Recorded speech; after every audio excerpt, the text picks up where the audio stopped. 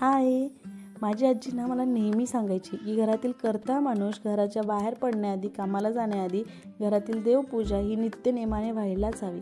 कारण जेव्हा घरातील माणूस बाहेर पडतो तेव्हा घरातली जी एनर्जी असते, पॉझिटिव्ह एनर्जी, त्याच्यासोबत घेऊन जातो. तर त्यामुळे ना मस्त अशी मी सकाळी लवकर पूजा करून घेते. कारण मी लग्न झाल्यापासून ओमकेश ऑफिसला जाण्याआधी सकाळी लवकर पूजा करून घेते, जेणेकरून घरातही पॉझिटिव्ह वातावरण असतं आणि त्यांनासुद्धा पॉझिटिव्हिटी वाटते. घरात पूजा झाल्यानंतर मस्त असं ब्रेकफास्ट करायला घेतलं आणि आज ब्रेकफास्टला होतं इडली.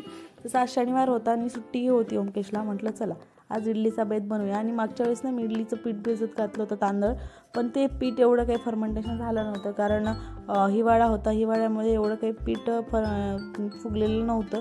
पण ह्यावेळेस ना खूप मस्त फुगलेलं आहे आणि तुम्ही पाहू शकता इडल्या किती छान फुगल्या आहेत. आणि मस्त असं इडली सांबार चटणी वगैरे बनवून घेतली आणि ना आम्ही मस्त ब्रेकफास्ट करायला घेतलो. आणि नाश्ता करत करत छान असा लग्नाआधीची गोष्ट हा मूवी पाहत बसलो होतो आम्ही निवांतचं. आणि आम्ही तिघंही बसलो. त्यानंतर मस्त मूवी पाहत इतका वेळ गेला. मावशीसुद्धा आल्या होत्या. मावशींनी भांडे वगैरे क्लीन केलं, फरशा वगैरे पुसून घेतल्या. आणि कितीही त्या बायकांनी कामं केले ना स्वच्छ, तरी आपल्याला मळमळल्यासारखं होतं. स्वतः किचन वाटा पुसल्याशिवाय मला काही समाधान वाटत नाही.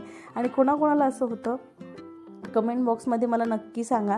नंतर ओमकेशनी भाजीपाला आणलेला होता, सकाळीच आणून ठेवला होता त्यांनी, पण भरायचा राहिला होता. म्हटलं चला पिक्चर वगैरे सगळं बघून झालं आहे आणि अगस्त्यसुद्धा झोपलेला होता, म्हणून म्हटलं चला आता भरून घेऊया सगळं सामान. आणि त्या डब्यांमध्ये मी सगळा भाजीपाला वगैरे भरून घेतला. आणि फ्रीज ना मला भरलेलं खूप आवडतं, खाली फ्रीज अजिबात आवडत नाही. आणि फ्रीज भरल्यानंतर असा कायसा फायनल लुक होता.